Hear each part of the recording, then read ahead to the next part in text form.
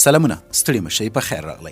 نن درته درنو اوریدونکو د هاکي لوبې په اړه معلومات درکوم چې هاکي څه شی دی، په کومو هیوادونو کې کیږي او څنګه ترسره کیږي. هاکي د نړۍ له پخوانیو او مشهورو بیټبال لوبو څخه ده. د دې لوبې ریښې زرګونه کاله پخوا ته رسیږي او په بیلابیلو بڼو د نړۍ په ګڼو هیوادونو کې لوبول کېده.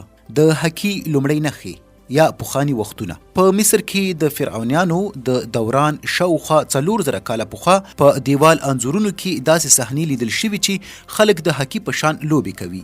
په یونان او فارس کې هم د لرګي او بال لوبې موجودې وي چې هاکي ته ورته وي. په اروپا کې د معاصر هاکي پیل د نن ورځې هاکي بڼه په 18 او 19 میلادي پیړۍ کې د انګلستان په ښوونځیو او پوهنتونونو کې رامنځته شوه. په 1880 کال کې په انګلستان کې لومړنی هاکي اسوسییشن جوړ شو او رسمي قوانین یې ترتیب کړل.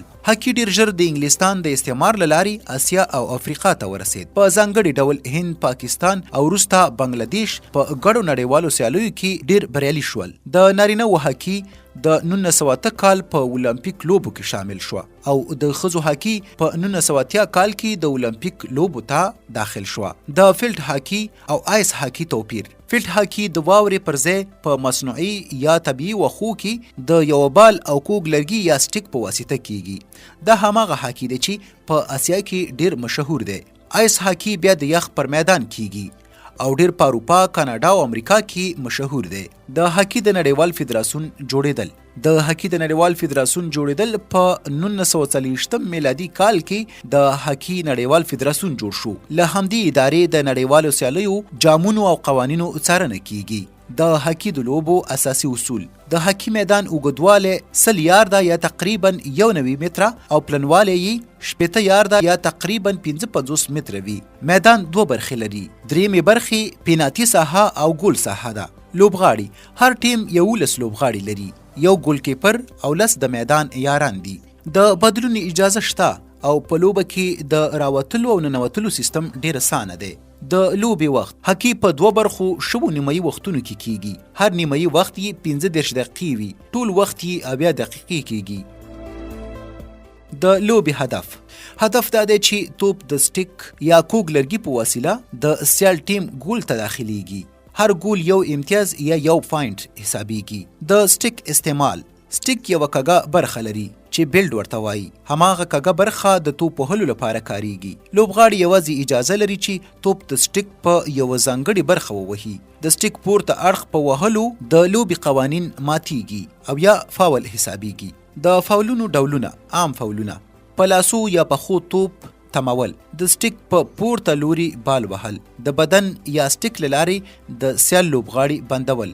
دویم خطرناک فاولونه: سټیک ډیر لوړ پورته کول او توپ داسې زورور وهل چې نور لوبغاړو ته خطر پیښولی شي.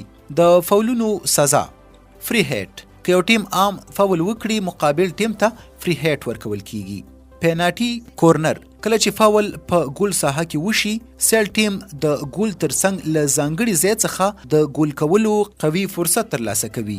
پیناټي سټروک: دا تر ټولو لویه سزا ده. که د ګول کولو واضح چانس په غیر قانوني ډول مخته ونیول شي، نو له 4.4 مترو څخه یو پر یو د ګول چانس ورکول کیږي. د ګول کولو اصول: ګول یوازې هغه وخت حسابيږي چې توپ د پیناټي ساحې ته دننه ولوبول شي. که توپ له پیناټي ساحې څخه بهر ووهل شي او مستقیم ګول شي، هغه منل کیږي نه. د لوبې پیل او پای: لوبه د سټریک پاس څخه پیل کیږي.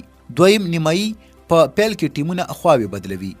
د امپایر رول: دوی د فاولونو، ګول، سزاګانو او د لوبې دوران وضعیت څارنه کوي. هغه هیوادونه چې هاکي رسمي ملي لوبه ده. پیټ هاکي د هند غیر رسمي ملي لوبه ګڼل کیږي. د هند ټیم د اولمپیک په تاریخ کې ډیر د سرو زرو میډالونه د هاکي له لارې ګټلي دي. پاکستان د هاکي له پخوانیو او بریالیو هیوادونو څخه دی او څو نړیوال جامونه یې ګټلي دي. کاناډا 2 رسمي ملي لوبې لري چې یوه آیس هاکي یا د ژمي ملي لوبه ده. آیس هاکي په کاناډا کې تر ټولو مشهوره لوبه ده. لاتویا په لاتویا هیواد کې آیس هاکی د هیواد د مهمو او رسمي ملي ورزشونو نښو څخه ګڼل کیږي. نور هیوادونه چې هاکی پکې ډیر مشهور او د ملي کلتور برخه ده. رسمي ملي لوبه نه ده خو د هیواد د پیژندنې برخه یې ګرځي. هایلند فیټ هاکی ډیر پیاوړی هیواد. استرالیا د نړۍ له مخکښو هاکی ټیمونو څخه. جرمني، انګلستان، بلجیم او ارجنټاین دي.